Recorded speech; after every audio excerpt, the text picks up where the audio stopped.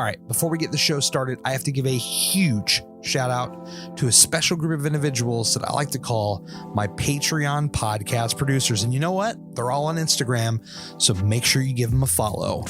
Daryl at Your Level Fitness, Kaitlyn at Kaitlyn Elise, put 3 Y's in her name, Crystal at Reduced Fat Mama, Joey at Joey Losing Weight, Vanessa at Vanessa Ray's Journey, and Amanda at Mutts_and_miles. These guys are helping this show to move forward in a huge, huge way. And if you want to join this special group of individuals, make sure you stay tuned at the very end of the show for more details. Are you Team Apple? I got to shout out all of you checking out this show right now on an iPhone, iPad, etc. In fact, nearly 70% of you are listening to me on one of these devices. It would mean the world to me if you took a moment to leave a review. This is one of the best things that you can do for this podcast to help get the word out. And while you're at it, leave reviews for some of your other favorite shows. I bet they would really dig it.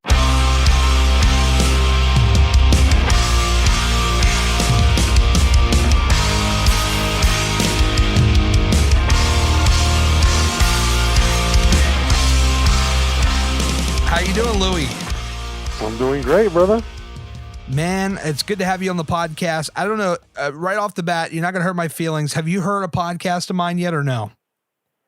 I did. I actually did listen to one recently. I didn't get to listen to the whole thing because when you put out that video looking for some volunteers, I had to check it out and see what's going on. So, but I'm definitely I subscribed on Spotify. Oh, and perfect. I'll be listening a lot more for sure. No, I appreciate it. The reason why I ask is because I just like to give people like a heads up because like when I call somebody, it's already recording. So like everything that I'm saying right now is on the podcast, and sometimes people aren't ready for that. And so that's why I wanted to see like if you already had heard some of this and you kind of hear how we just like go right into it. So I was just making sure, dude. I'm ready. Let's do it. Fantastic. So I'm looking at your Instagram here. I'm going to give this out right now so people can check you out while they listen to the podcast. It is big_dog. That's DAWG because this guy right here is a real G. Big_DAWG_keto 23.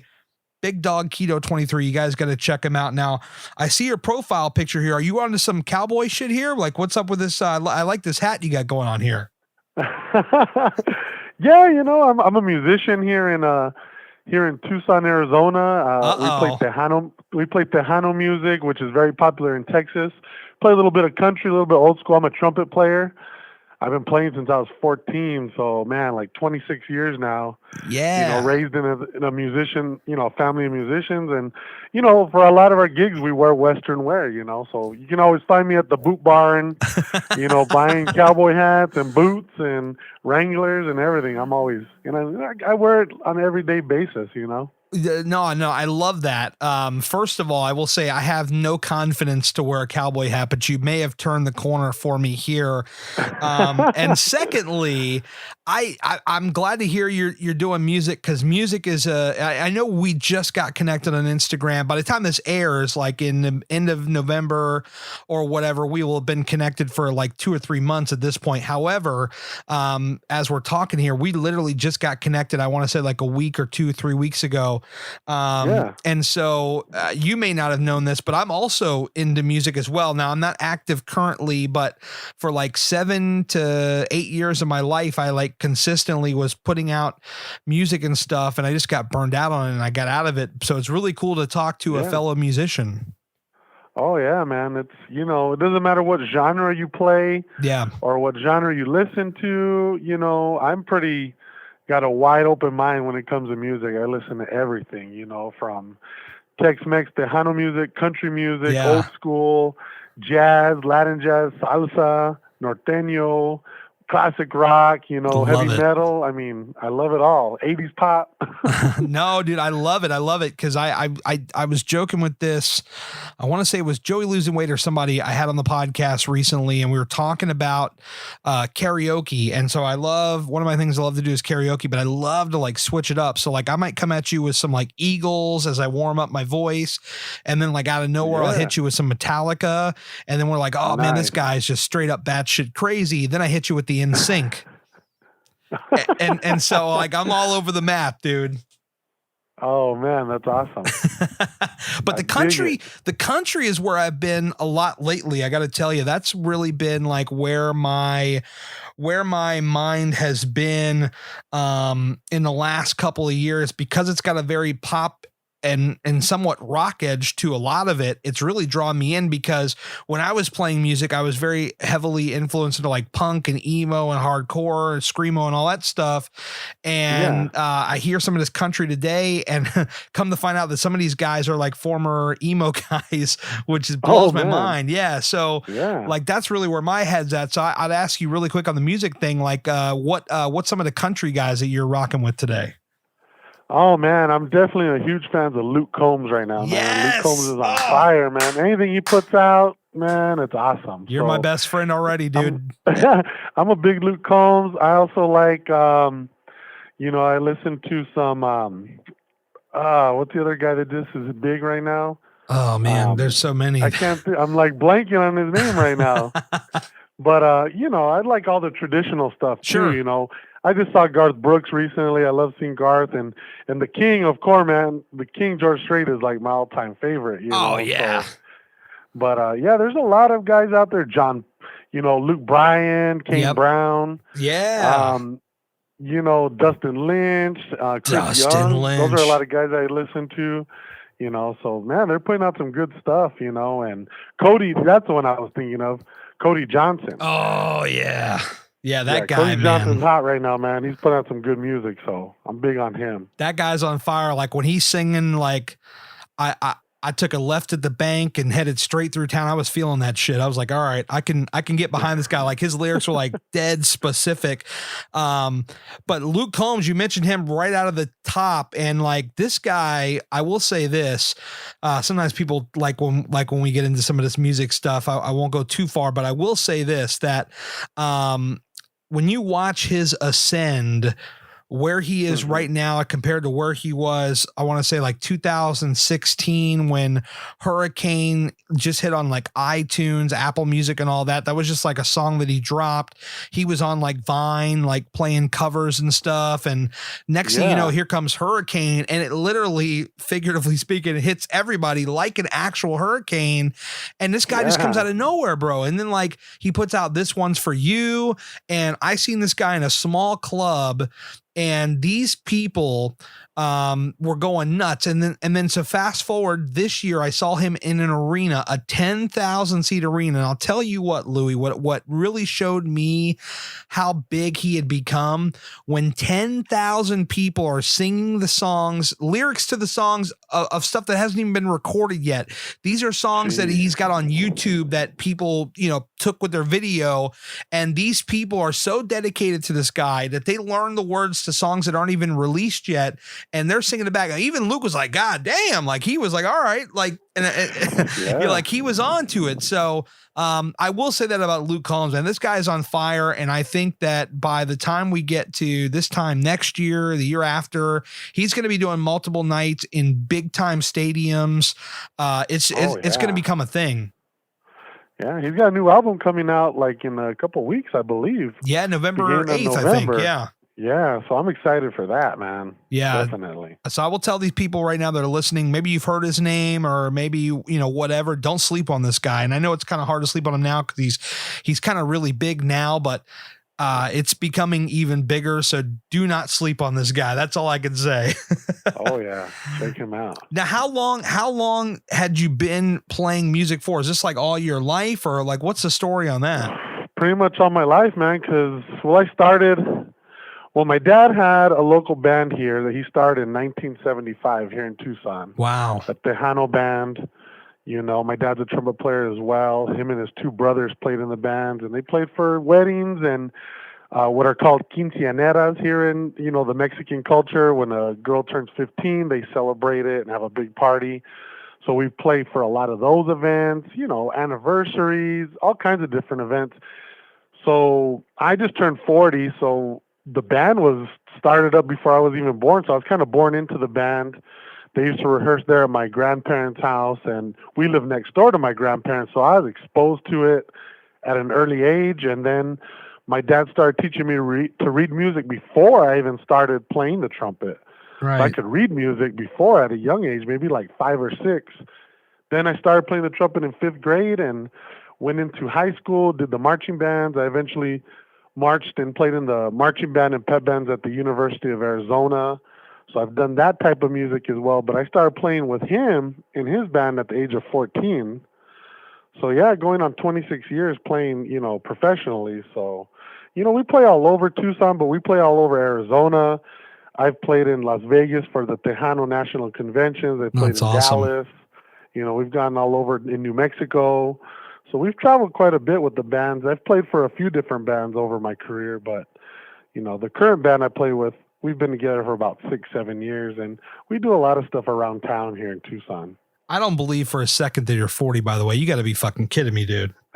There's no way. There's just no way. Like, either you got some great genes or you're straight up lying on your Instagram. There's no way you're 40 years old. Come on, man. Thank you, man. I appreciate that. That means a lot, because, man, my goal was to, when I hit 40, I wanted to just try and be the best shape of I can be in, for my family, for my daughter, and just live a long life, and battle all the deficiencies we're all born with, man, genetic diseases. And, that's my motivation to stay healthy. And, when I hit 40, I was like, dang, I feel a lot better than I did when I was 28. That's for sure. Dude, I mean, I'm looking at some of these photos right now. Again, big_dog_keto23. Like, I mean, you look phenomenal. And I know that we always say, like, we always will tell ourselves, like, all right, we got more work to do. We got more work to do. There's always more to do. But like, I'm looking at you right now and like, you are definitely somebody's goals, because like you are goals for me at this point. Like, I'm looking at this body you got here. You got the gun show going on. Check it out. Like, dude, you are crushing it, man. Thanks, man. It's been a constant struggle, man. I've been battling the yo-yo dieting for years, man. And we fall off the wagon sometimes, but we just got to have that determination and perseverance to pick ourselves back up and just remember why we started in the first place. Yes. And that's the biggest thing. Anyone that's in, trying to get on something, some kind of diet or improve their health, you got to remember you're going to fall off at times, and it's okay. The best of us do, and it's what you decide to do after those moments when you hit rock bottom again. Yeah. What to do when pick yourself up and, start all over again. It's okay, And until you accept that, then you're going to really find something that's going to, through trial and error, you're going to learn your body and how your body reacts to certain foods and what types of diets work best for you. Yeah. And along with your workout, how much you can push your body, and sometimes you're going to realize, oh, I need a day off from the gym. So until you really stick to something and start on a consistency with something and see some results, then you start realizing, okay, this is the program for me. Yeah. No, I love that. And I mean, I can speak from experience. I fell hard recently. I talked about this on Gormy's podcast, Fat Guy Forum. Shout out to my man, Gormy. Oh yeah. Gormy's the man right now, man. That dude's on fire. I just messaged him today and I was like, bro, your mindset is like laser focused right now. You're determined, what you want. And that's the exciting part. When you're on a journey and you get that laser focus and you know how your body's going to react to certain things, my man Porro's the same way, man. Oh yeah. He knows how his body's going to react. He knows if I eat this, I'm going to be up these many pounds tomorrow, and I know how to get it off. Yep. And once you get to that level, that's when you're like, oh man, you get excited and you know how to respond to that. Take care of yourself. 100%. And I think really, to do your story justice, we should probably go like way back. Cause I'm looking here on your Instagram right here. And it says here that at your heaviest, you were 300 60 pounds. And so what we should probably do, Louie, is talk about some of these beginnings that got you to where you're at your heaviest. And then from there, we'll talk about how you got it off and you got this great mindset and you're working hard. So like, take me back, like, even before the 360, like how do we get to that point? Like, what is it that makes life take you in that direction to get to the 360? Yeah, man. I mean, I was always a heavy guy. I'm 6'3". I'm a big guy. Yeah. In high school, I was always really kind of like husky, thick, but not really. I would say I was chubby, Right. but I wouldn't say I was super overweight or whatever you want to call it. I was in high school, 260 around there, but I was pretty solid in high school. I played baseball. I was pretty active. I was in the marching band, like I said. I was pretty active all the time. Right. And I'd work out with some friends once in a while, get in the gym, but nothing serious. And then into college, you start putting on the weight, with the late nights and eating junk food, and the partying starts. You become the legal age to start drinking, and, beer starts getting into your diet. And before you know it, man, the belly starts getting bigger and you're eating out, you're getting out of the clubs or out of parties late, and where do you go? Jack in the Box or some kind of a food truck, or where you got down here we got places like the 24-hour taco shop that serves burritos at 2:00 in the morning, and you're eating late, and being the musician life too. At the same time, I was being a musician, man. When I was in my 20s, the spot to go after our gigs is either Whataburger.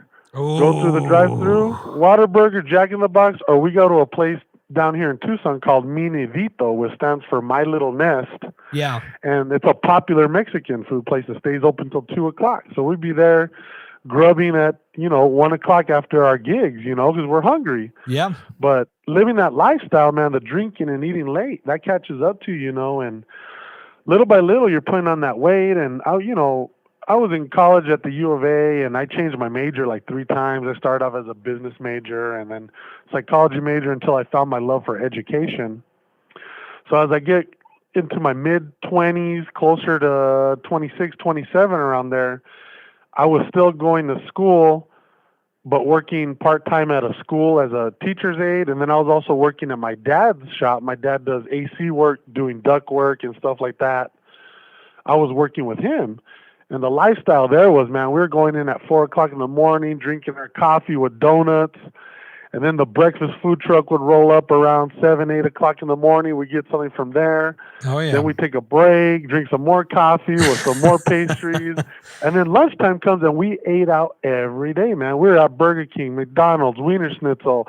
I knew, because in the shop, it was me, my dad, my uncle, my cousin, my dad's cousin. It was like a family thing. And I knew everybody's order.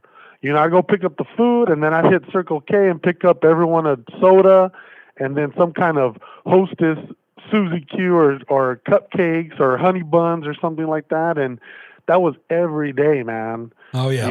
And before you know it, man, that was around the time that my dad got diagnosed with diabetes, and he started working out at a little gym here in town.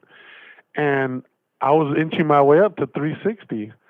And before you know it, I went one day with him, and I couldn't even read myself on the scale because the scale went up to 350, and I was like, I didn't even know how much I weighed. So, I mean, to be honest, I could have been 370, could have been 375 at my heaviest. I don't know. I just gauged it around 360, and I've always have said that when I tell my story, but who knows how heavy I could have been, And that was kind of the wake-up call right there, man. My dad gained diabetes, and my mom was diagnosed diabetic at a very young age, in her 20s. So, it's just a genetic, disease that's passed down, and, we have to learn to take care of ourselves. So that was the eye opener, right there at that point, hitting my heaviest. Right. Was there like a specific day where like, like I tell the story all the time about how I saw a picture and that was kind of like the switch. Like, did you have a particular day that you remember where it's like, oh my God, I have to do something right now, or I have to make a change? Yeah, definitely. It was probably while I was working at the shop there with my dad, and I don't remember the specific day or even, I was around the age 26, 27. Yep. But I remember going with him to the gym and just not being able to weigh myself. And I remember the next day, my dad started walking on our breaks. And what triggered it also was I was falling asleep at lunch. I would eat. Then I'd have to take like a 15-20, the rest of my lunch I was napping because I was so tired because we were going in early and my body just couldn't keep up. It was a physical labor job. Oh, yeah. And then I was working the other job and I was staying up late doing my schoolwork. So I just could not keep up with that lifestyle, so I knew right then I needed to change something, so that was the wake up call right then. Man, yeah, and when you finally realize it too, it'll hit you like a ton of bricks because, like, I think we go on for so long just thinking like, I'll be all right. I make this move, I make that move. I'll get through. Like we almost go into survival mode, right? Like, man, I can just, I can get through this week, I can get through this month, whatever. And then at some point, like the trouble will catch up to you, and it won't just catch up. Like it'll stop you, grab you by the collar, and say, "Hey, you need to fix this." And so that's where it really will, when it gets to you, that's what kind of screws you up. Yeah. And you absolutely feel like complete shit, man. Like, yeah, like tired, man. And you have no energy and motivation to do anything but sleep and eat. That's all you do, and it's a hard lifestyle to live. And eventually, like you said, it's going to halt you and it's going to grab you. Yeah. It's going to slow you down. Oh yeah. So, from then on, I started little by little going to the gym with my dad and working out little by little, and I got down to like the lower 300s, 330 pounds around there, so I was coming down little by little. Right. And then what hit me too, I was like, what scared me was I was starting to lose weight and I was still eating bad. Oh, yeah, this isn't good. Like, am I losing muscle? Because I didn't go to the doctor at that point, and I was kind of afraid to be diagnosed as a diabetic, and so I kind of shied away from the doctors and not facing the reality of it. So as I was continuing to lose weight and still eating like crap, that was like the next wake up call. I was like, God, I gotta take it more seriously, So in the next few years, I graduated from the University of Arizona, my bachelor's in education, and I was beginning to start looking for a job. And that was the summer. I graduated May of 2009. And that summer I started looking for a job, and I got a job teaching middle school science. And that summer I told myself I need to start doing, a better job of working out more consistently, following some kind of diet. And I got under 300. I dropped down to about 275. And in that moment, that August, I started teaching, and that August, I met my now wife, and because I told myself, that was some of my motivation. I'm going to live a lonely life. I'm not going to find someone, that's what I was thinking, because we're all, when you're at a heavy weight, you're, what you think of yourself and your self-confidence isn't at its best, so at that point, I was 29 years old. Like, God, am I going to live the rest of my life lonely? Am I going to, So when I dropped that weight, I had met her, but then the dating happens, and you start dating. What do? You go on dates and you eat, and, and I crept back over 300 again, and through, like I said, I played the yo-yo game from then on, and on the day of my wedding, in 2012, I was at 315 pounds still. Yeah. And then my baby girl was going to come that next summer.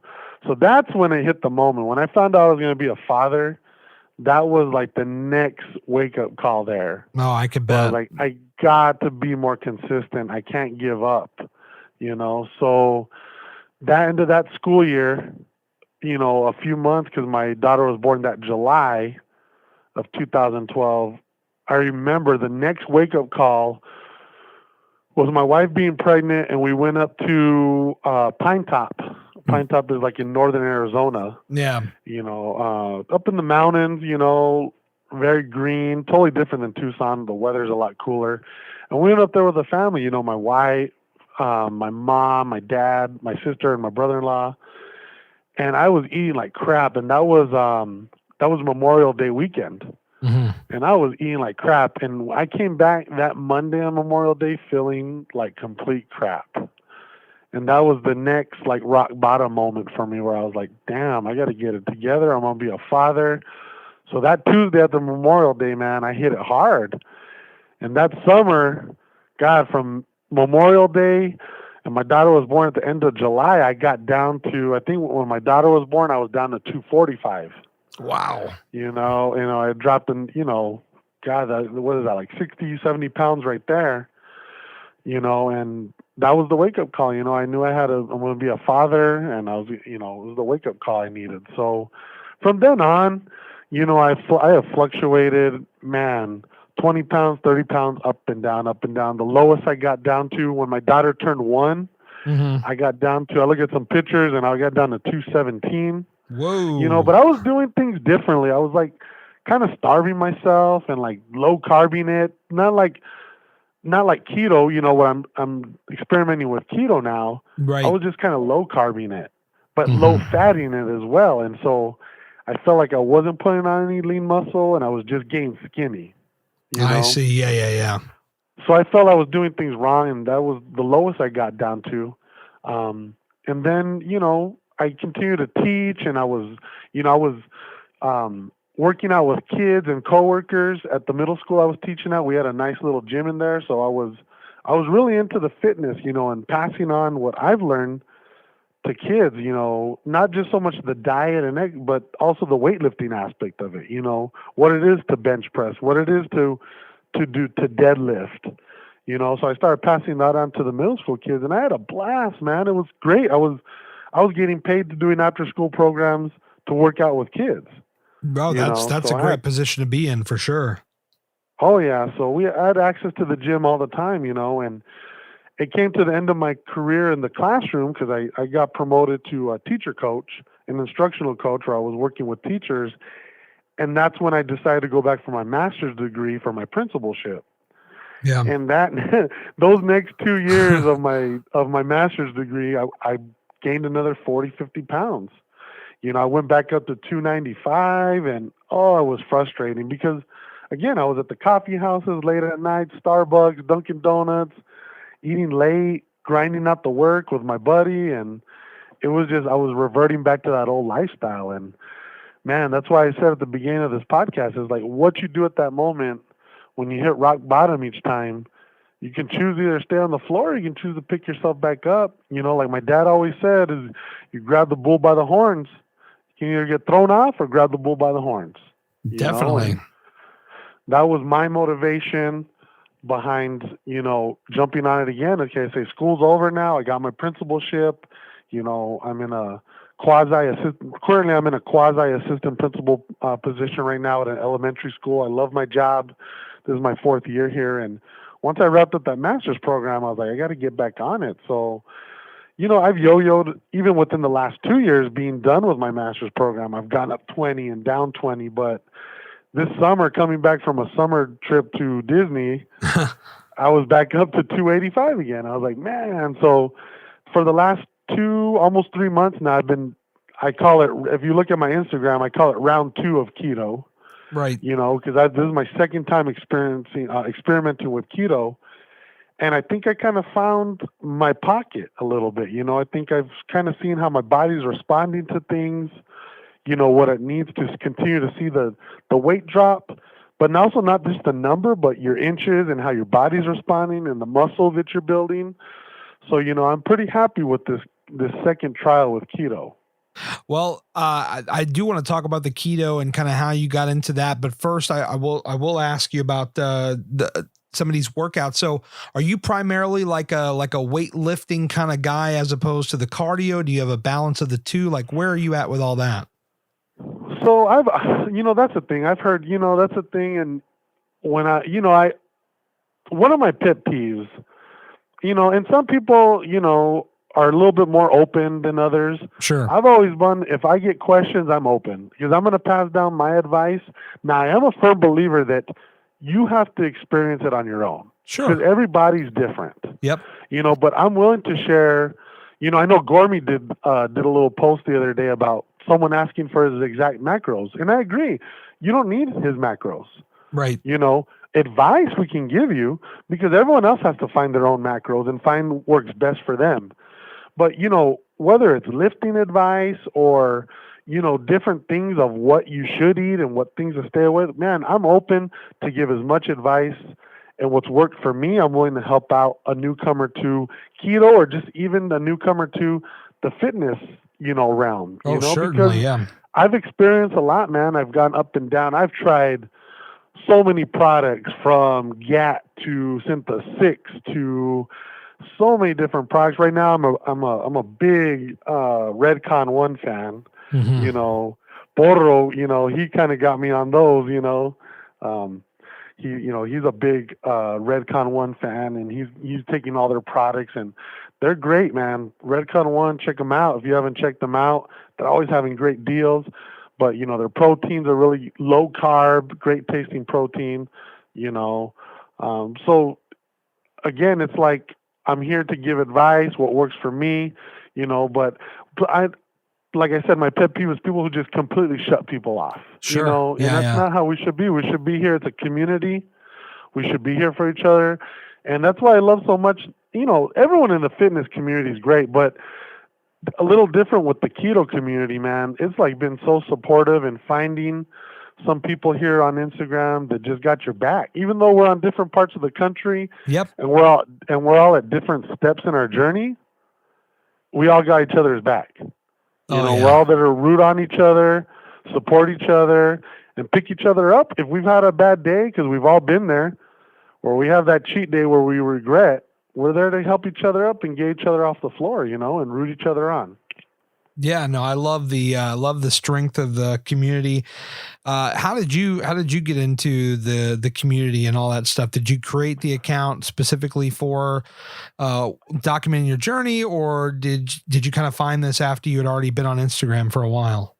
Yeah, I'd already been on Instagram for a while, you know, but I've always, you know, I've gone through I go just like a lot of people. You go through your phases where you're very active on Instagram on your stories and what you're posting about your workouts, and I go through that too. And then I go through a point where you get a little burned out and you need a little time to yourself, you know. Sure.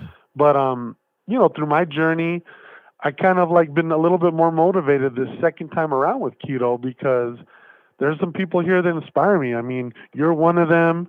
You know, definitely Gormy. You know, even though Porro doesn't do keto. I love the way you say his name. Say it one more time. Everyone's, Porro. There you go. you know, he's great, man. Porro 92. That's where it's at, you know. Alex. Yeah. You know, he's a great motivator, man. I love his style, but there's people also that are on keto, like Torres Built, that are just people in the fitness that are real. Yeah. That don't sugarcoat it.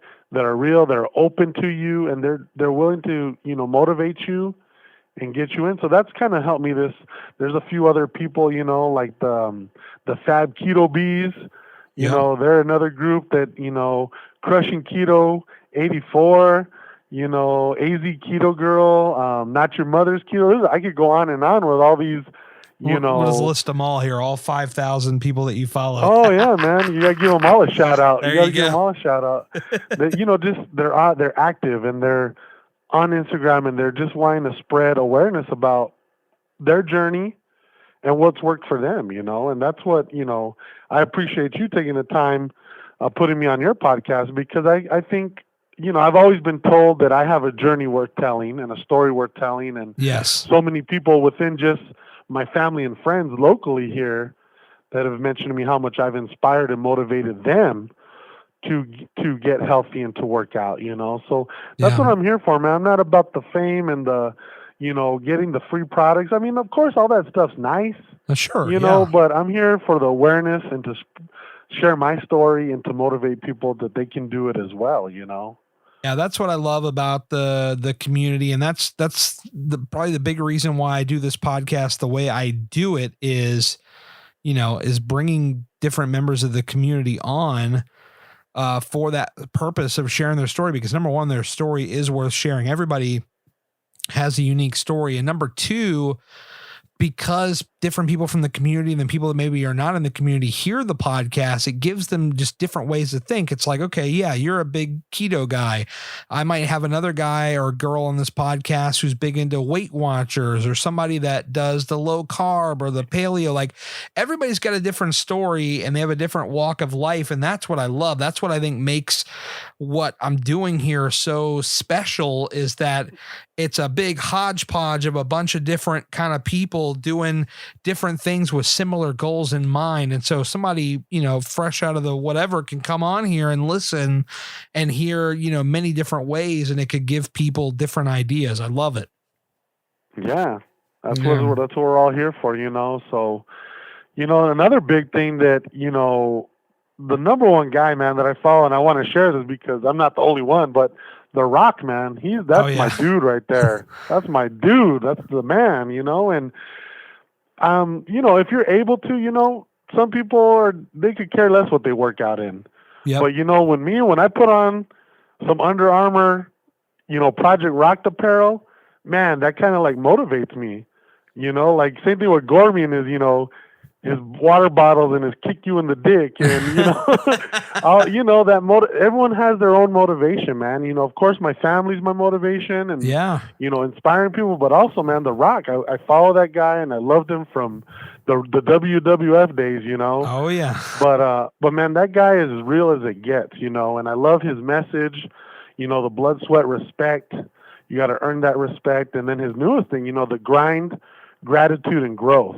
Yeah, I see that on your profile here. I love that message because it's about grinding, it's about putting in that everyday work, but also having the gratitude of what you have right now. Loving yourself and loving your body where it is right now and being thankful for that. Yep. And if you can love yourself in that moment while you're in your process or on your journey, you're going to see the growth. Oh yeah, 100%. So, that's one of my best messages and my favorite messages from The Rock, but man, I'm addicted to buying his, you can ask my wife, I just cleaned out my closet with a lot of clothes that didn't fit me and it was donating them, or even sometimes like some stuff that I bought recently, I'll sell it on eBay, to get some new stuff that fits me, but oh yeah. I'm addicted to buying the Project Rock stuff, man, like his shoes and hats and beanies and his shirts, because everything is a message. If you look at one of my posts, I talk about being the hardest worker in the room. Yep. And when I wear that shirt in the gym, and I think Porro's talked about that before, and even The Rock has mentioned it, it's not a gloat. It's not like being cocky. There's days where I go in the gym and I'm feeling like shit. Oh yeah. And I don't have a great workout. And I hope that day I'm not wearing that shirt, but oh, I hear you. The days I go in with that hardest working shirt or anything Rock, especially if I'm dressed head to toe with the shoes and the shorts and the shirt, I better be in there busting my ass in the gym. If I'm going to live up to what I'm putting on Instagram, I better go in there and put in the hard work. But it's not about being cocky and it's you are the hardest. It's like you got to go in there with that mindset. When you enter that gym, you got to go in there with that mindset that I'm going to be the hardest work in the room no matter what. Even if I'm not the biggest dude in the room or the most muscular or the leanest guy in the gym, if I have the mindset that I'm the hardest worker in the room, that's all that matters. Because at the end of the day, it doesn't matter what anyone in that gym thinks about you. The thing is between you and the guy in the mirror. Oh, 100%. And that's what the challenge is right there. And that's what people get lost in, that, you look up to people and that's the hardest thing, sometimes at the beginning when I put on Rocks, I was like, oh, people are going to think, oh, he dude thinks he wants to be The Rock. I'm like, that's not why I wear it. I wear it because the dude motivates me and it's going to push me. That's how I find my motivation to work out every day. And whatever works for you, you got to stick with it, but at the end of the day, it's not about me or the guy over there that can bench 405. It's about me versus the guy in the mirror, that I'm getting better than that guy in the mirror. And once you accept that and you change your mindset to that, then you're not going to let anything else distract you when you're in the gym or on your journey. No, I agree 100%. And what you're talking about, like how, you have your shitty days at the gym and you're wearing that shirt and you're like, man, you're not feeling it for whatever reason. Like I can identify with that. Like when I was going through my shit like a month ago, I have my own clothing brand. Hard work always wins. And I firmly believe that message. I put it on a shirt. I wear the shirt. But there was a time where like, when I was in my kind of slump where like I'm wearing this and I feel like a fraud because I'm like, apparently it's not winning right now. And, it took me a while to get back into the groove and switching to mornings. That's helped a lot. And I'm finally starting to find my flow again, but I could certainly understand what you're talking about when it's like, man, when you wear stuff like that, it definitely can motivate you, but it can also be bad if you're not feeling it. Yeah. Yeah, I hear you, man. We need to get The Rock. We need to call him up and Oh tell. yeah, man. That's what I got to meet him one day, man. I got to meet this guy because, he does so much for just people all over the world, man. He always stays humble, and that's one of his other messages: that stay hungry and stay humble, man. There's nothing wrong with, sometimes I feel, God, I wonder what some of my friends or family members think when I'm posting pictures of me flexing or working out at the gym, and it's not about that. Yeah. It's not about this self-absorbed guy, that's dealing with, a selfie problem. Right. It's about sharing my journey, man, that you can go from being 360 or over 400 pounds, or no matter how big you are, that you can, and with hard work and consistency and finding whatever motivation it is that motivates you, and if you stick it out, you're going to see that growth, and you're going to see that the hard work pays off. And if it takes you motivating and tagging people, I do it all the time. I tag people, that I follow on Instagram, because it almost challenges each other. It's like, oh, he worked out today, I got to get to that gym. Especially, I work out traditionally late at night. Right. My gym time is between 9:30 and midnight. If I get there by 10, on the weekends I'm there in the morning, Saturday and Sunday mornings. But the majority of the time, because I'm working. I used to work out in the mornings, but I kind of got away with that.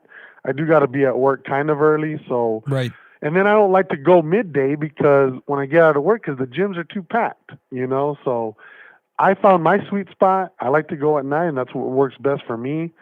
I can operate on 5 or 6 hours of sleep. I know I should be getting more. Yeah, oh yeah.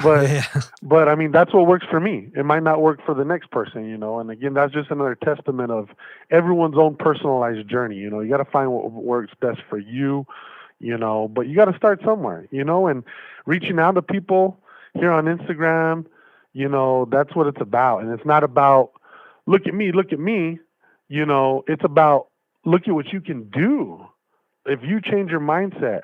It's about inspiring, motivating people around me, So that's what's kind of kept me true to the game and on my journey and what I share on Instagram and the message I try to spread between, people that I don't even know or might not even meet in my lifetime, Sure. No, and I totally get it. When you're at the gym, what kind of workouts do you like to do particularly? Well, I usually do more like a traditional body, weightlifting program. Like, traditional, I try to do chest on Mondays. I usually try to do one body part a day, but there's days on the weekends I'll switch it up where I'll do a full body workout, or some days I'll incorporate more cardio, or I'll incorporate more core, like some kettlebell, routines. But, I love bench pressing. I love shoulder workouts, my problem areas are in my that lat fat. Yeah. And the lower belly fat's starting to shrink little by little being on keto, but I get in there and I just try to, go in as hard as I can. I stop looking at numbers.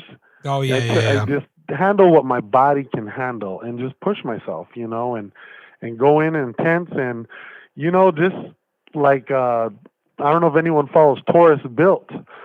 Taurus Built is, a fitness guy on Instagram, and his whole saying is, lift with some fucking intensity, man. And that's my thing. Go in there, and you don't have to be a benching 315 guy. But if what's appropriate for you and you're lifting that with intensity, that's all that matters. Yeah. Now, maybe you can give some advice to people listening out there, and even to me as well, because I know that I'm kind of in that camp that I'm trying to get out of this camp, but where I tend to favor cardio more than weights because I don't understand the weights. And a lot of times, I get on the weights and I find myself just getting kind of bored with it. What kind of advice could you have for somebody that maybe is looking to incorporate more weights into what, because I think they're very important, and I'm trying to not neglect them. Like I'm starting to get into them a little bit more. So like, what kind of advice would you offer to somebody as far as getting into them and how to approach, slowly but surely working in more weights to a workout? So my advice is that, in a traditional bodybuilding routine, cardio is always done after the workout. Okay. And that's always been most beneficial to me. If you want to start out with a quick little 5-10 minute, just to get your blood flowing, that's okay. But if you really want to build some muscle, you don't want to burn. When people do the cardio first, you tend to burn the oxygen out of your system, and then your muscles might be fatigued already.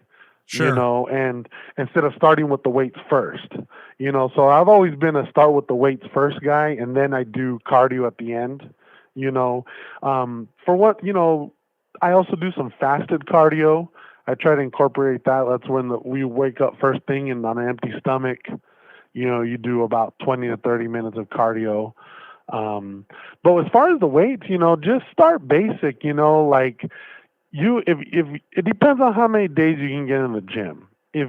For me, I tend to get in the gym 5 to 6 times a week. Right. I'll throw in 1 day of rest in there. Some days I'm in there 7 days a week. It just depends on how my body's feeling that week, Yeah. So if you're in there 3 days a week, you might want to start combining muscle groups. Like you can also do back and biceps on the same day. You can do a push and pull day. A lot of people do a push and pull day. That means you're going to do chest and back, Yep.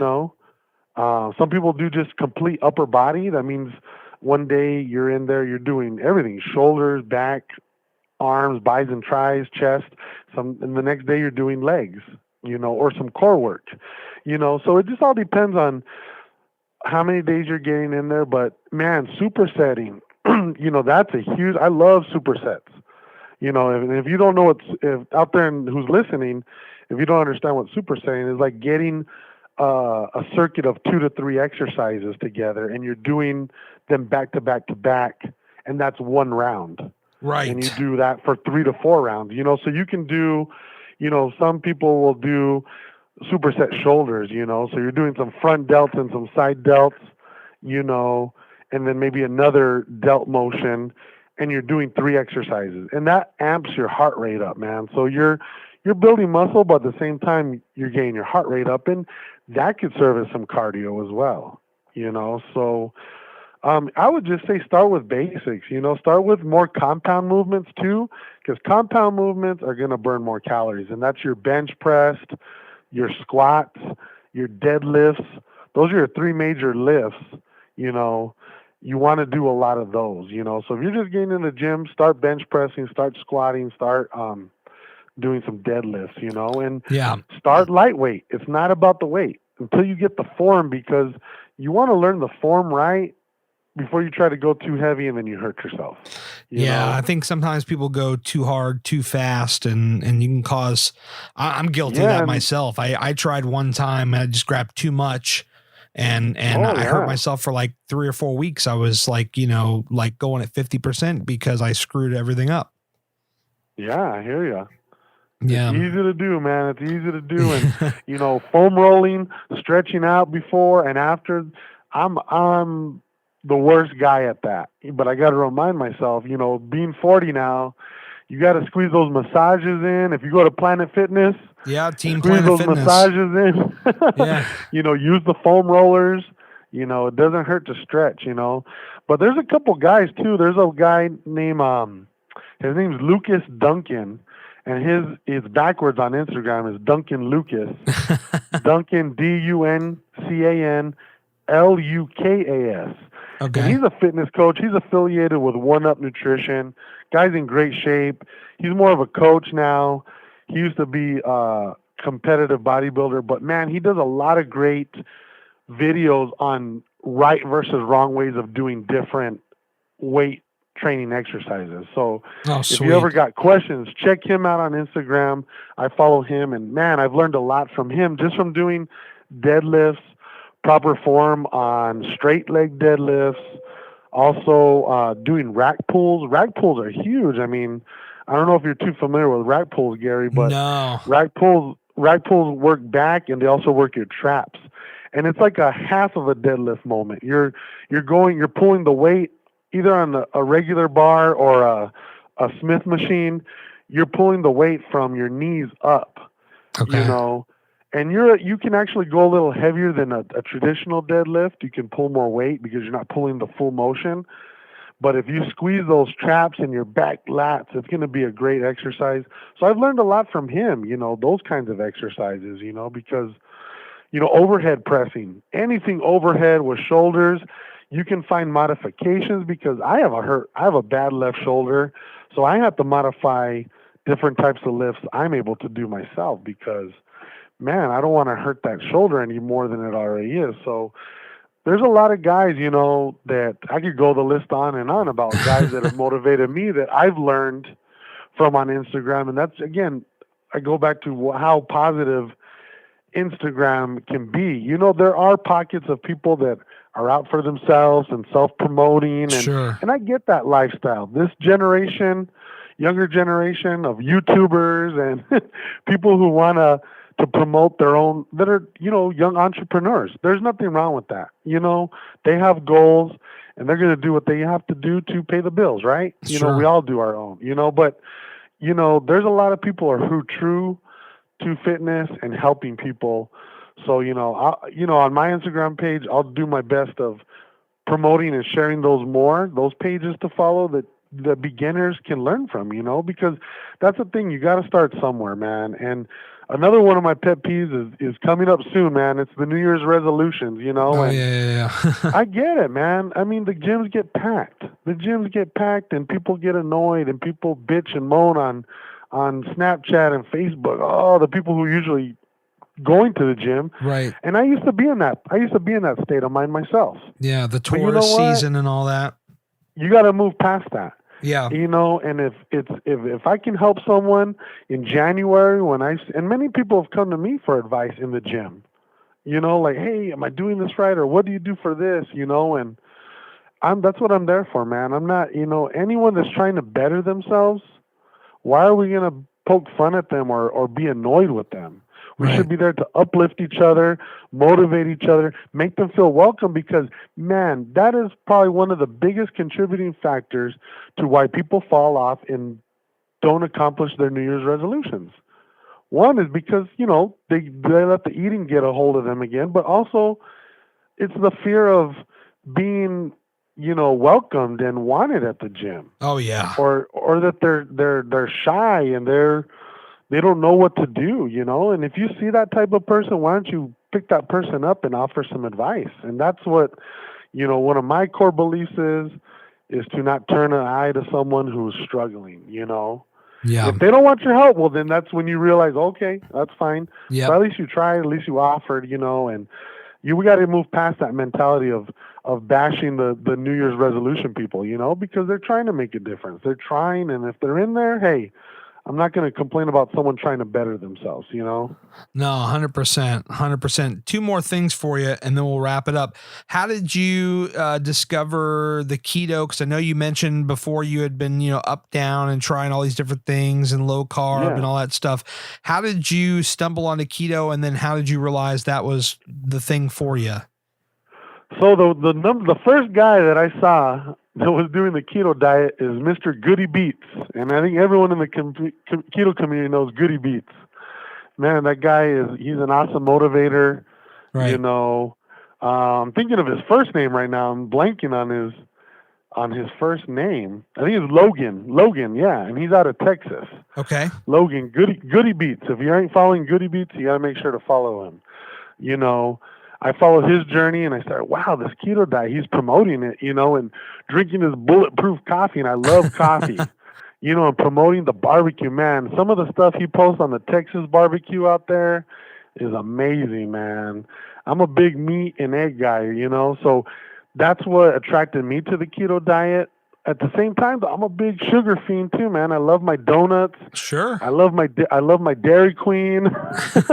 You know, I love yeah. you know, being in the Hispanic, you know, culture. I love my tortillas and my tamales and Oh yeah. you know, but number one, I love meat. You know, whether it's, you know, carne asada cooked on the grill, or if I like, you know, chipotle, or if I like barbecue, brisket, sausage, pork belly, bacon. I love all that stuff. And I love eggs. You know, so when I saw that was like one of the staples in the keto diet, I was like, man, I think I can do this. Right. You know, so the first time around, you know, that's when I stumbled upon Goody Beats and saw how he was promoting it. And then again, I fell off the wagon and went back more towards a traditional diet. But then, you know, something, you know, during this summer, when I came back from Disney this summer, something pulled me towards keto again, man. And it's just you know, in the morning, I've never been a huge breakfast guy.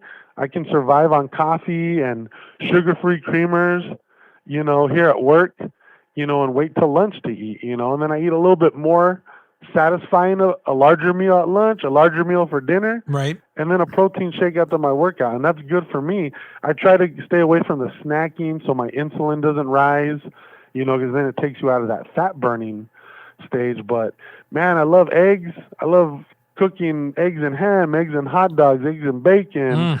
You know, I'm almond milk is not too bad, man. I mean, unsweetened almond milk, I use that in my protein shakes.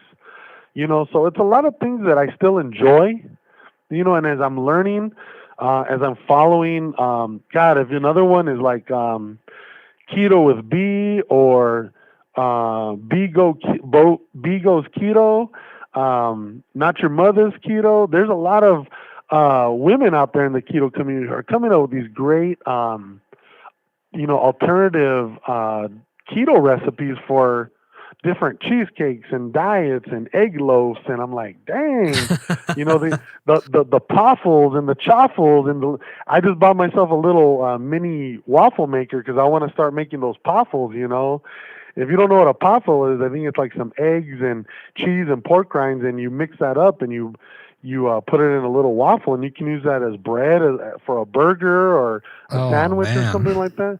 And so there's a lot of great recipes out there, you know. So if you just invest some time in following some people and seeing what's out there, keto's a great lifestyle and a great diet that, you know, for me, it's working. You know, for me, I can, instead of the weekends of looking forward to going cheating at, you know, at a Waffle House or a Denny's or IHOP, because I love pancakes too. Oh, yeah. I look forward to going to the local barbecue places and grubbing down on some ribs with no sauce, you know. And I can go and eat, you know, a couple more ribs than I should, or a little bit more brisket, and know that tomorrow I might only be up 0.8 pounds, or maybe a pound I'll be up tomorrow, but I know it's going to come off like that, you know, if I stay within that carb restriction, you know. Sure. So that's what's been good with keto with me, man. I mean, if you're out there and you're listening to the podcast, you know, you can definitely shoot me a DM if you've got any questions on what's worked for me. Some people will say stay under 50 grams of carbs. Some people will say stay under 30. I know there's some people who try to live more like the carnivore lifestyle, where it's under 10 grams of carbs. I usually try to stay under 20 myself, you know, and I'm not, you know, I would say I'm more of a dirty keto guy. You know, dirty ketos, or I use the sugar-free stuff. I still drink Coke Zeros. I love orange vanilla Coke Zeros. Yeah. You know, I love the sparkling ice, you know. And eventually, you know, I want to tighten up, because all that stuff has got something that's bad for you. I mean, man, in this day and age, anything artificial, they say is bad for you, you know. So I eventually want to tighten that up. But, you know, like I said, the keto lifestyle is working for me right now. It's been successful. You know, I still have my cheat days, but my cheat days might be every 3 weeks or a month, you know. I'm trying to go to Halloween right now because my mom makes a killer cornbread, green chili cornbread for Halloween, and makes some chili and some meatball subs, and we all get together at my sister's house. So I'm trying to get to Halloween without having a cheat day, but you got to find out, like I always go back to, you got to know your body, you got to experiment and what works best for you and how your body's going to react to different foods. Oh, 100%. And the last thing I had here, I was going to get to you earlier with it, but we kind of got in like a few different fun directions. But the education thing, that's probably one thing I don't think I've heard yet on this podcast. And so I want to just ask you about it here. How did you decide along the life journey that I want to help teach people? I want to be an educator. How does that come about? So after I changed my major a couple times, I ran into an old friend. I ran into an old friend who became a teacher, and I told her I was interested in possibly completing my degree in education. She's like, "Come into my room," because when you start your intro to education classes, you got to do so many hours of observing. So she said, "Come on in," and she was teaching at the elementary school that we met at and grew up, and she had a job there. So I went in, ran into my old 4th grade teacher who was now their math coach. And she's like, "Louie, if you really want to be a teacher, why don't you start off as a teacher's assistant? We got some openings here. We'd love to have you. You can, go to school and work here at the same time." I said, "Sure." So I got hired, started working. I worked for 3 years at that elementary, and I did my student teaching there and graduated, and that's when I found out, man, I love working with kids. I mean, everywhere I went, especially at the elementary, man, kids love you, man. They show you the love. Middle schoolers and high schoolers, they show you in a different way how they love you. Right. But man, working at elementary, I work at Los Niños Elementary here in Tucson in the Sunnyside School District, and this is my 4th year here being the assistant principal. And I work for a great principal. Big shout out to her. The Los Niños community here, everyone here in the school is great. We got a great thing going here. And it's all about, providing equity for all of our kids. Yep. Building that student agency. That's what we're working on huge here through a SAIL program, district wide. And just promoting that we're here for all children. We're here to do what's best for children. That's my core belief. Providing equity, giving everyone the chance, the equal, fair chance to success. And that's what motivates me every day, man, to come in here and see those smiles and hear those different personalities. And I love to joke around with kids, and I'd love to joke around with my staff and just bring that energy, man. That's what I bring.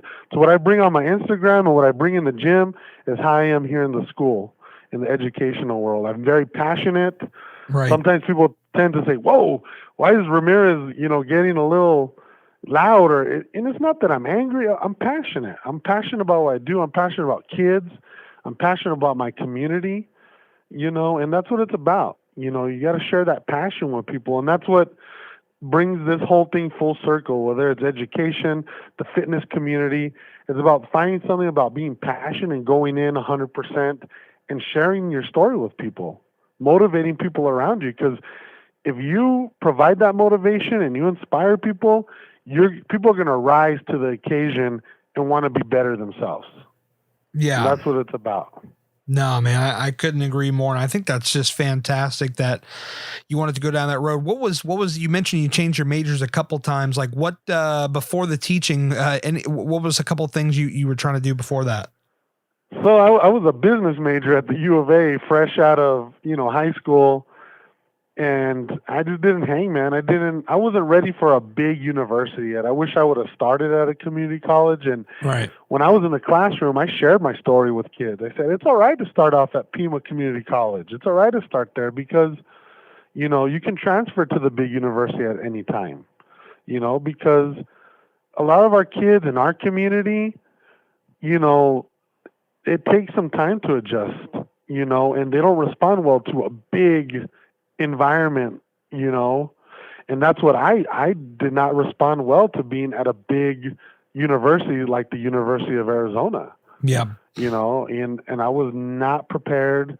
And it wasn't on my teachers. It was my own maturity, my own state of mind that I thought it was a party. Yeah. Oh, yeah. Yeah. And I had to learn the hard way, and I failed out of the U of A and I went to Pima and got my associates, and then I changed it to psychology at that point. I got interested in psychology, and again, wasn't doing that great in school until I found my passion. Then I went all in. Yeah. And it was until the day that my mom told me, Louie, if you don't want to continue at college, that's up to you. It's all right. And when I realized that I always was afraid that my parents were going to be so mad at me for failing out of college and not pursuing my dream, I thought it was always for them. And when my mom told me it was okay, I realized I had to do it for myself. Oh yeah, 100%. And that relates to the fitness world too. You got until you find out you got to do it for yourself. I mean, yes, we do it for our families and our children, but again, it's you looking at yourself in the mirror, and it's your life, and you got to find out what motivates you and inspires you. And that's what it took on my, in my educational journey, was to realize this was my career. This was my future, not my mom or my dad's. It was my future. And when I realized that, I found my passion for education, and I went all in, put my whole heart, 100% of my energy into that. And then the rest is history. That's what it's all about, brother. Louie, I can't thank you enough for your time hanging out on the podcast. Like I said, we just got connected like in the last couple of weeks, and for us to just jump on a podcast, and man, I feel like we're buddies, and we can just hang out here, and I'm having a great time. So I want to say first, I really appreciate that. And then, tell people again where they can find you on the gram if they want to connect. Yeah, so you can follow me, and I just changed my name, and that was a question you asked earlier about the whole Instagram. I officially said, it was Lou Dog 2325, my IG name for a while. Yeah. Because that's been my nickname. Everyone's always called me Lou Dog. But then one of my former principals, he started calling me the Big Dog. So I was like, I gotta switch, I gotta put keto somewhere in there. If I'm gonna be spreading awareness about keto and helping people and inspiring people, I need to change the name of it. So that's why I changed it to Big Dog Keto 23. And the 23 comes from Michael Jordan, man. Michael Jordan is my favorite athlete of all time. And, I was always a huge Bulls fan growing up and buying the Air Jordans and stuff. So Big Dog Keto 23, give me a follow. And, again, Gary, I thank you for having me on your podcast. Giving me a platform to share my story. And of course, we got to do it again soon, man. I would love to do a podcast with Gormy and Poro and get those guys and just, shoot the shit with those guys, man, because I love what those guys bring to the table. I love how they share their story. Yep. Those guys are awesome. They're inspirational to me. As long as, I get, you up in the mix, I think it's going to be some great talk. Oh, man, I think it would be great. And Poro, he still owes me one. He was going to come on the podcast, and then that hurricane was coming through, and we had to reschedule. And unfortunately, we just never got rescheduled. I know he's a busy guy. I'm a busy guy. I just changed up my schedule. It's been crazy. So we'll definitely figure it out. I just wanted to say, you say Big Dog. I thought, I always think when I hear the word Big Dog, I think of Roman Reigns, the wrestler, but Roman Reigns better step aside, because I think Vince McMahon, he's going to throw a couple million at you to go over there and kick his ass, man. Oh, I know, man. You better watch out. I was a big wrestling guy myself. I haven't been staying up with it too much lately, but I know Roman Reigns is the cousin to The Rock, so they got that bond there, so. Well, we got Big Dog Keto I heard in the he's house. The big dog of the yard now. Well, he better watch out, man, because you're going to be nipping on his feet here, I think, here pretty soon. That's right, man. Thank you so much for your time. Remember at the beginning of the show, I mentioned a little thing called Patreon? Well, I'd love to have you join me. But Gary, what is Patreon? It's a website that is helping small creators like me raise funds to further expand their creative visions. For as low as $1 a month, you can help me further my dream of reaching as many people as possible and eventually taking the show on the road to meet all these fine people face to face and add a video element to this podcast. If you were to donate $4 a month, you'd be hearing this show a few days earlier with no commercials and getting access to my close friends group on Instagram. Donate $10 a month and you get all that plus your name right at the beginning of the show alongside other producers. But act fast. That tier is limited to 10 people. I've got a whole lot more to offer and you can get all the details over at patreon.com/Gary Cantrell. If you made it this far, I really appreciate you. Thanks so much for checking out the show and I'll talk to you again really soon. HardWorkAlwaysWins.com. It's more than just a clothing line. It's my mantra. I speak it, I wear it, I live it, and I'd love to have you join the Hard Work Squad. We're constantly adding new items to the store, including our brand new Future-ish hats, which come in a variety of colors, including camo. I mean, who doesn't like camo? We also just put our famous Splash logo in gold to match our OG logo, and there's so much more here. You just got to check it out. Here's the best part. Use the code PODCAST at checkout to take 10% off of your very first order and join the Hard Work Squad today.